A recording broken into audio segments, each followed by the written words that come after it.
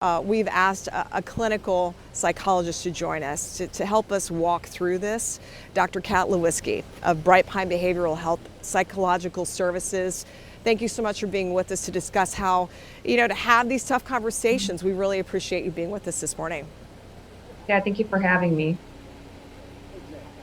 First of all, what's your advice for families or staff members who obviously don't know how to have these conversations to try to make sense of this tragedy? Yeah, it's natural for us to want to make sense out of difficult experiences like this tragedy, especially in these instances that are unexpected and affect so many. And right now, we may not have the answers for why it happened, but what we can do in our control is come together as a community to support one another and have compassion.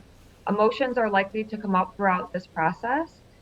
So talk about what happened, what you're feeling is real, and allow yourself to be genuine to what happened.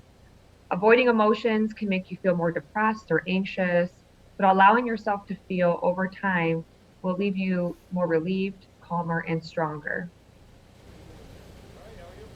It sounds like, make a safe space for your loved ones to deal with these emotions. These obviously conversations don't come easily for most people. What advice or pointers do you have for parents and guardians out there who are waking up this morning not even sure of how to talk about this at the breakfast table?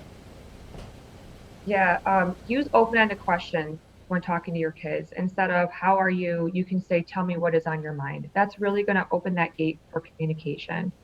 Be supportive.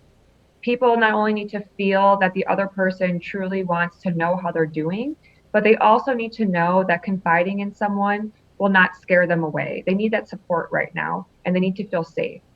Parents should also acknowledge to children that bad things do happen, but reassure them that many people are working to keep them safe, including their parents, guardians, teachers, and the police.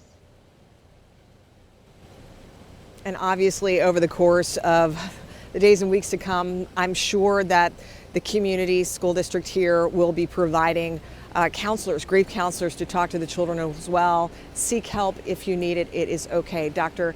Lewitzke, thank you so much for being with us this morning and for sharing your expertise.